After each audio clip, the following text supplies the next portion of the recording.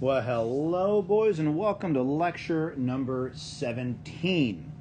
In this lecture, we're going to talk about the Council of Nicaea's main players and maybe some of its teachings as well, or at least its main teachings. Now, we set up the council yesterday mainly by talking about politics. We got Constantine in charge, we got Christianity legalized, and what we find out is, there's some confusion. How can God the Father be God, and God the Son be God, and God the Spirit be God, but there's really just one God? And by the way, when we're talking about the year 325, we're really just concerned about God the Father and God the Son. We'll get the Spirit a little bit later at a separate council. Now, as normal, or as usual, I really want to try to emphasize to you when you should write things down. For example, you should write down that the Council of Nicaea occurred in AD 325. That will absolutely be on your test. Pardon me. So make sure you write that down. And remember, you can pause, you can slow me down, you can speed me up. Take control of the lecture. Make it yours. Now, you might wonder what's going on here in this image. Well, this is a fellow whom we're going to meet today, and his name is Arius. Okay? And Arius was a priest. Now, you're going to get several A names here, and so you've got to make sure to keep them straight. Don't be the dude who gets them wrong. We'll save Arius for a little bit, though. Arius tries to come up with one explanation of how God the Son is God, but there's still just one God. Now, his idea winds up being rejected, which is why you can see the Greek there. He winds up being considered a heretic. Now, when the Council of Nicaea met, they had to vote, or elect rather, a secretary. The secretary is this guy. And the secretary's job is, almost like Speaker of the House, his job is to determine what the topic is going to be. And the guy who got, and who's going to speak and when and things like that. And the guy who got the job is St. Nicholas. This will be on your test. St. Nicholas was the secretary of the council. Now, this story probably isn't true. It doesn't show up for a long time, for several hundred years after the council. But as you can see from this artwork, it's a really old story. And the story is that St. Nicholas became so overwhelmed by emotion at, especially displeasure and anger at Arius's teaching, that he punched Arius. Hence the subject here, slapping heretics since 325. And so the story goes that St. Nicholas was banished from the council, and then his friends kind of stuck up for him and said, look, he was very emotional about this. Now, again, probably not true, but it does wind up creating some really great memes. Deck the halls, try deck the heretic. Or on the left, he sees you when you're sleeping, he knows when you're awake, he knows if you've denied the divinity of Christ. So if you're an Arian, duck! And let's just point out, got the hand of blessing going on here. You recognize that. Now, the one in the middle is one of my favorites, but it may not make a lot of sense to you yet. He sees you when you're sleeping, he knows when you're awake. He knows if you profess the consubstantiality of the Son with the Father. Now, that consubstantiality, that big word right there, is what we're going to spend today talking about, and what we're going to build up to it anyway. All right, so what's going on here? Let's get back to class. We got old Arius.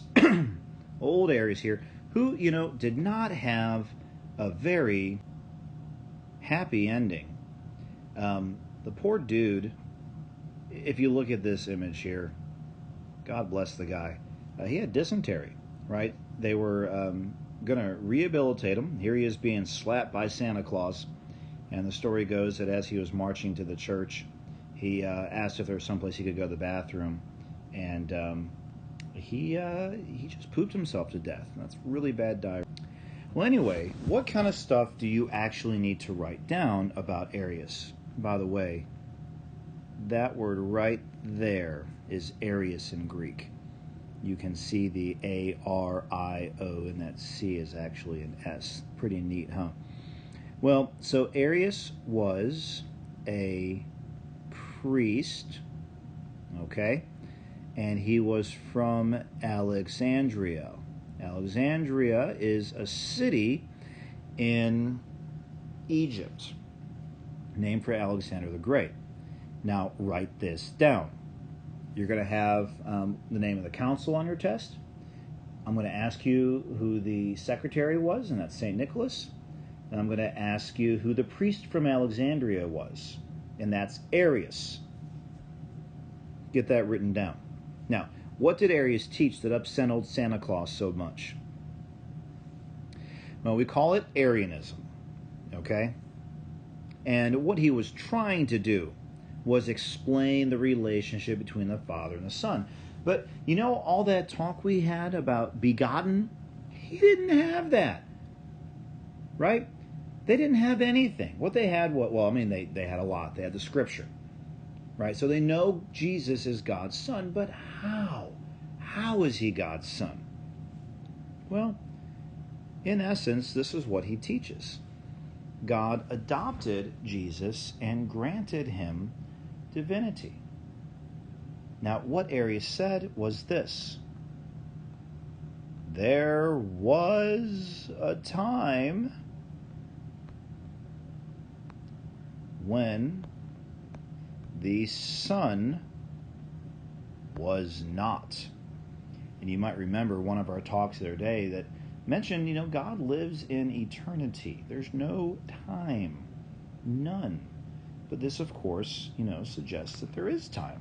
Now, again, Arius is not some jerk. He's not some cretin. He's not some horrible person. He is just a priest theologian trying to make sense of things. He said, well, maybe God begot Jesus in time. Or maybe God adopted Jesus and gave him a kind of divinity. Now, if you think about it, if God the Father gives God the Son divinity, it is, by definition, a lesser kind of divinity. And that's where we're going to have a problem, okay? That's why the council wound up being called. And if you didn't notice it, Arianism, that's what you need to write down. Arianism is the teaching that God created Jesus. So Christ is not divine in the same way that God the Father is divine.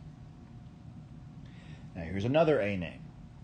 And this guy is here's what you need to write down.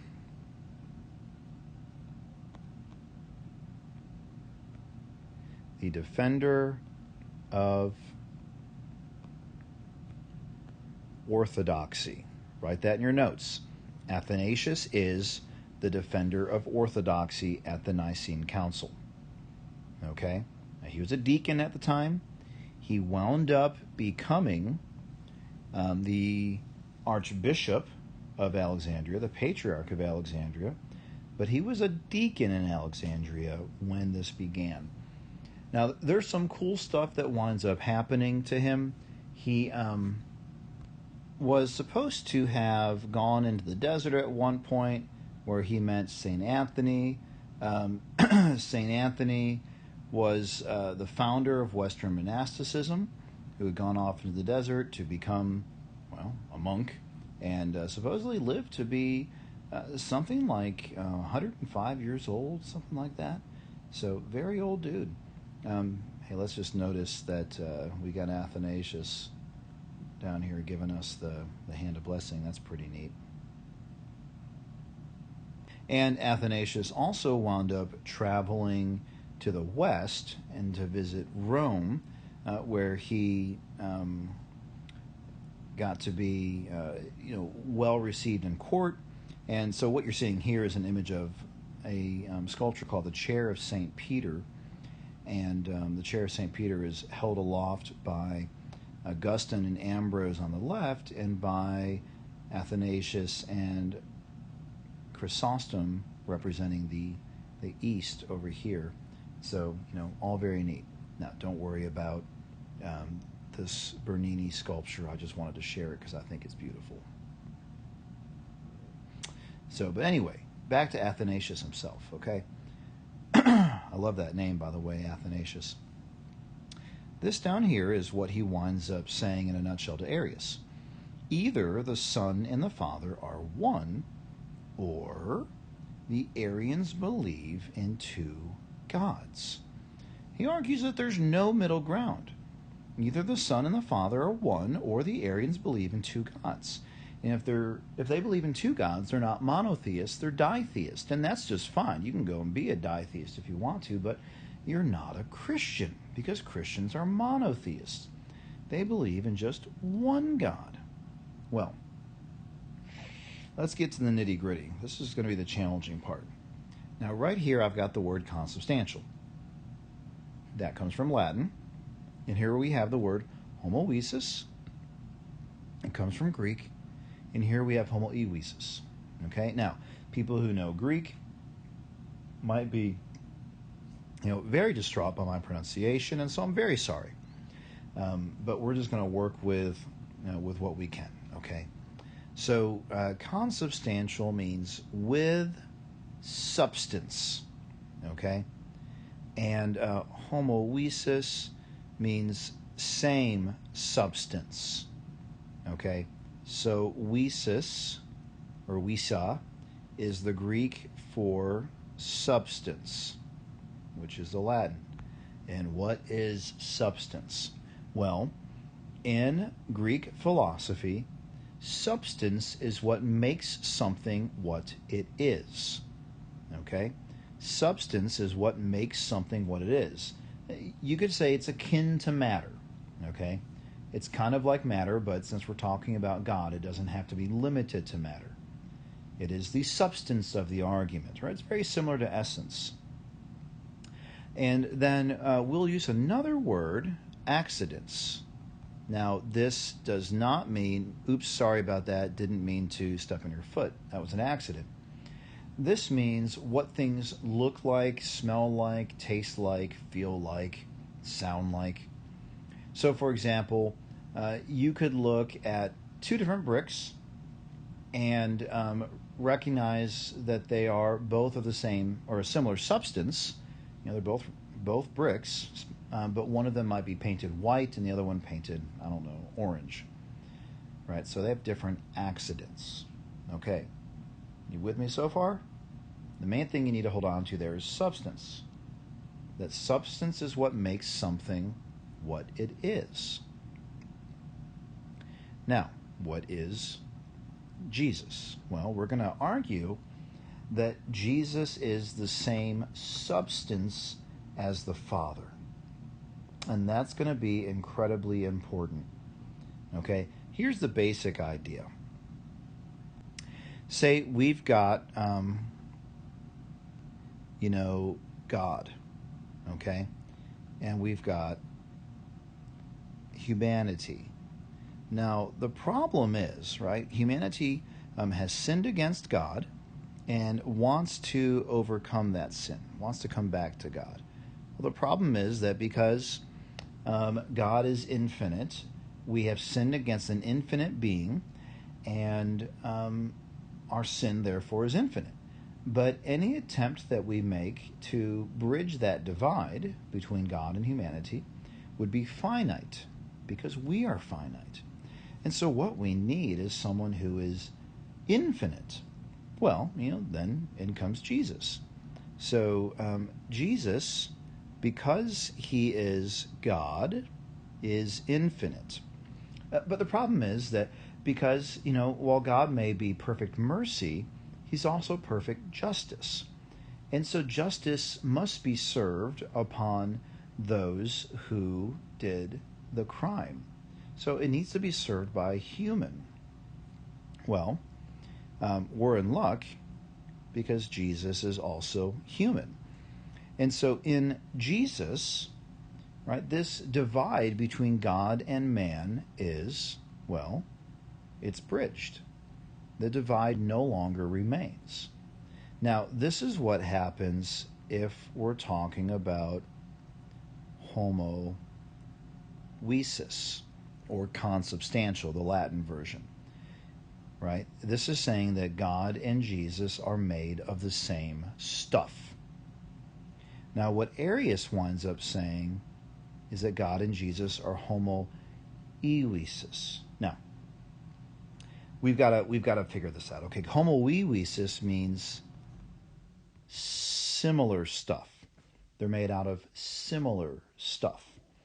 So, in order to explain this, let's talk about bicycles. I could say that my two sons have the same bike. Now, did you notice that there's some ambiguity there? How many bikes are we talking about? Well, your interpretation is going to help us to understand this homoousis and homoousis thing. Okay? So, if by they have the same bike, I mean that there's just one bike, then that would be homoousis. There's just one bike. Okay? But what if by same bike I meant that they each have an identical bike? Like we have two bikes and they look the same. That would be homoousis. Okay? You see what I'm saying? Like, you and I are made of similar stuff. If we were made of the same stuff, then we would be the same person, but we're not. We're made of similar stuff, similar materials. Okay? Now, all of this is to say, according to Athanasius, if Jesus is only homoousis with God, then he might have unity with human beings, but he doesn't have unity with God. And that means that salvation has not occurred. Simple as that. If it's homoousis, there is no salvation because Jesus isn't really God. Whew. Okay, I'm expecting some questions on that. That's heavy, but that's about as far as we're going to go with that. And it brings us back to this screen. Now, do you see this paragraph right here? Copy it. On your test, I'm going to ask you to write out verbatim the defender of orthodoxy's argument. It's not this. This is not what I'm talking about, okay? That is a pretty basic argument, and I'll give you partial credit. But what I want is this. His detailed argument about why the Father and the Son must be one. Okay? So this is kind of like the thesis statement, and this is the explanation. I'm just going to read it to you and talk about a few things. And then you can just pause it and write it out. He says, if Jesus is not consubstantial with the Father, if he came into being in time, because look, if he's not consubstantial with the Father, if he's homoousis, then he is a lesser God than God the Father, and that means that he came into being in time. But if he came into being in time and is not therefore eternal, then he is mutable. Okay, now what does that word mean? It doesn't mean not able to talk. What are the X-Men? That's right, they're mutants, and that means that there's a change. So mutable means changeable. Okay, so if Jesus is not consubstantial with the Father, if he came into being in time and is not eternal, then he is mutable. If he is mutable, then his nature, like ours, can do evil. And if he can do evil, he is not divine. Because the Bible understands evil as going against God, lacking God. Well, how can Jesus lack God? He can't. He can't lack God because he is God. So he cannot do evil because God cannot do evil. But he could do evil Jesus could do evil if he came into being in time. Because he could change if he came into being in time rather than existing in that eternal moment. And if he can do evil, then he's not divine. And if he's not divine, we have no salvation. That, gentlemen, is Athanasius' detailed argument about consubstantial, about homoousios. Well, the fathers of the church council initially did not want to put consubstantial in the creed because it's not in the Bible.